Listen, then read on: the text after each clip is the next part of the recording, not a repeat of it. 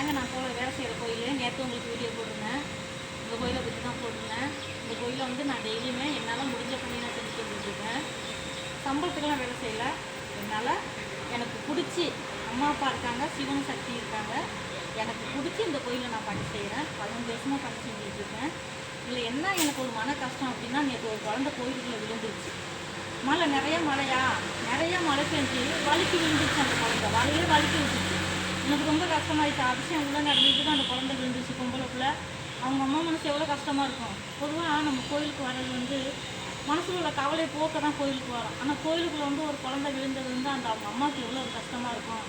கோயிலுக்கு வந்து நம்ம நிலமை இப்படி ஆயிடுச்சுன்னு நினச்சி அவங்க அம்மா வந்து ரொம்ப ஃபீல் பண்ணியிருப்பாங்க. அது நான் சாமி அபிஷேகத்துக்கிட்ட வந்து அவருக்கு ஐயருக்கு தீவாத்து நட்டு கொடுத்தேன்.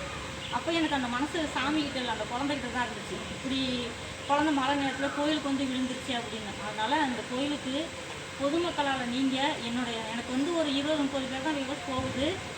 ஆனால் இது எனக்காக இல்லை, இது பொதுவான ஒரு கோயில், எல்லாருக்கும் உள்ள கோயில். இந்த கோயிலுக்கு வந்து சீட்டு போட்டு கொடுக்குற அளவுக்குனாலும் பொதுமக்கள் எல்லோரும் சேர்ந்து இதை ஷேர் பண்ணிவிடுங்க. எல்லாருக்குமே தெரியட்டும். 4 பேர் கோயிலுக்குள்ளே வரணும், எல்லோரும் சாமி கும்பிடணும், எல்லோரும் நல்லா இருக்கணும். ஊருக்கு ஒரு கோயில் இருந்தால் அந்த ஊர் நல்லா இருக்கும். ஊருக்கு ஒரு குளம் இருக்கணும், ஊருக்கு ஒரு கோயில். திருப்பூரில் வந்து நாங்கள் வந்தாங்குடி தான். ஆனால் நாங்கள் இப்போ ஊருக்கு வந்ததுக்கப்புறம் நல்லாயிருக்கோம். அதே மாதிரியே இந்த ஊரில் உள்ள எல்லோரும் நல்லா இருக்கணும், இந்த கோயில் நல்லா இருக்கணும். இந்த வீடியோ பார்க்குறவங்க ஷேர் பண்ணிவிடுங்க. இந்த கோயிலுக்கு கொஞ்சம் செட்டு போகிறது மாதிரி கோயில் இடிக்கணும் கட்டணும்னு சொல்லி ஏற்பாடு பண்ணுறாங்க. இந்த கோயிலுக்கு 2015 தான் வந்து நானாகவே பணி செய்ய ஆரம்பித்தேன். அப்புறம் அவங்களா பார்த்து சாவியை கொடுத்தாங்க. இன்ன வரைக்கும் நான் பணி செஞ்சுக்கிட்டு இருக்கேன். என்னால் முடிஞ்சதை நான் செஞ்சுக்கிட்டு இருக்கேன். கோயிலுக்கு பணி செஞ்சுக்கிட்டு இருக்கேன். அதனால் இந்த கோயிலை நான் பார்க்குறேன். வர்றவங்களாம் வந்து இதுக்காகவே சரியாக வரமாட்டேங்கிறாங்க. ஆனால் அந்த கோயில் வந்து 100க்கு 100 பவர் அதிகமாக இருக்குது. 1000 காலத்து கோயில் பவர் அதிகமாக இருக்குது. பவர் அதிகம் அப்படின்னா இந்த கோயிலுக்கு வர்றாங்க, கையெடுத்து கும்பிட்டு வேண்டிட்டு போகிறாங்க. அவங்க நினைக்கிறது நடக்குது. குழந்தை இல்லாதான் குழந்தை இருக்குது, கல்யாணம் ஆகலைன்னு சொல்லிட்டு போகிறாங்க, கல்யாணம் இருக்குது. என்னோட வந்து கேட்குறாங்க, இந்த மாதிரி கல்யாணம் ஆகலாமா என் பையனுக்கு, என்ன செய்யலான்னு கேட்குறாங்க. நான் சொல்கிறேன். ஆனால் அவங்களுக்கு 4வது மாதம் கல்யாணம் ஆகுது.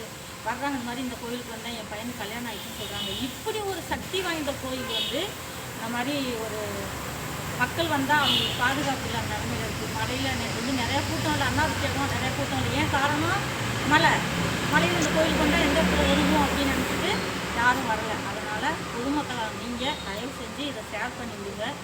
இந்த கோயில் இந்த சிக்கோவில் உள்ள ஏற்றுமதி சங்கத்துலேருந்து இந்த கம்பெனிகள்லாம் பார்த்தாங்க அப்படின்னா, அந்த வீடியோ பார்த்தாங்க அப்படின்னா, இந்த கோயில் கட்டுறதுக்கு முடிவு எடுக்க வேண்டாம். இதுக்கு சீட்டு போட்டு வர்ற குழந்தைங்க பாதுகாப்பாக உட்காந்துருக்கணும்.